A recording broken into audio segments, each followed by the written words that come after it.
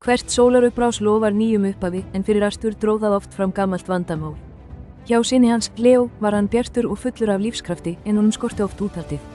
Leið og verkefnið var krefjandi, hvarf áhugi Leós fljótt og í staðinn kom andvarp uppgjafar. Arthur þráði að innræta Leo hinn sanna kjarna þrautseigju ekki bara hrári krafti, heldur skynsamlegri úthaldi.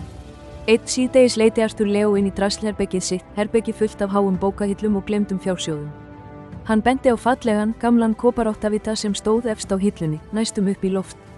Þessi áttaviti, sonur minn, sagði Arthur, var afa þíns. Hann er þinn ef þú getur náð honum. Augu Leós ljómuðu en slokknuðu svo fljótt. Hillan var óyfirstíganlega há, langt fyrir utan seilingar. Herbergið var völundarhús af bókum, kössum og húsgögnum sem gerði stiga óheintugan, jafnvel hættulegan. Leo gretti sig og muldraði ósangirni þess alls. Hann reyndi fyrst með því að teygja sig, stökk til einskis, fingurnir snertu aðeins loftið. Næst dró hann lítinn koll, hálfur á fæti, en komst að því að áttavitin var enn nokkrum tómum ofar.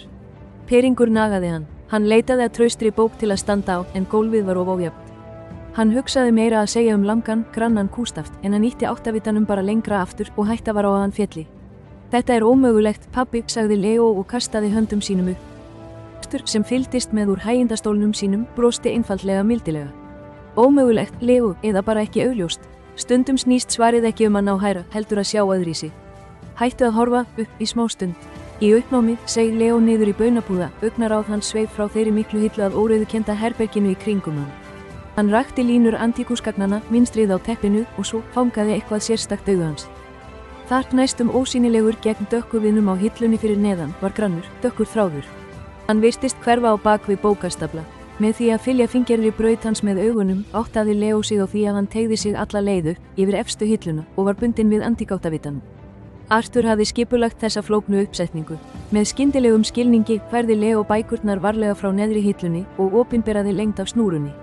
Hann togaði varlega í hana.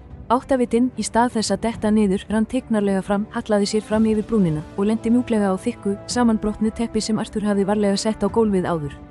Vítt bros breytist yfir andlit Leós. Hann hafði ekki þurft að klifra, hann hafði bara þurft að athuga. Arthur gekk yfir, tók upp áttavitan og rétti honum til geislandi sonar síns. Sérðu, Leo, sönn þrautseigja snýst ekki alltaf hrár styrk eða að endurtaka sömu misheppnuðu tilraunir háværar. Hún snýst að taka skref tilbaka, athuga allt landslagið og bera kennsl á, raunverulega, vandamálið. Áskorunin var ekki hæðin, það var falin leiðin, snjalla lausnin.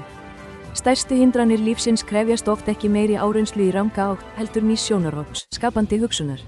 Stundum er þrautseigasta hugsunin sú sem veit hvenær á að hætta að reyna að opna læsta hurð og leitar frekar að lyklinum. Leo hélt á áttavitanum, lærdómur sem var ritaður dýpra en nokkur fyrirlestur gæti miðlað. Hvaða falin stígar bíða þess að þú uppgötvir þá? Ekki bara ýta harðar, hugsaðu snjallara. Ef þessi saga hvatti þig til að leita nýra lausna, gefðu okkur lík og gerðu áskrifandi að Íslandi hefur fyrir fleiri sögur af visku og óvæntum sigrum.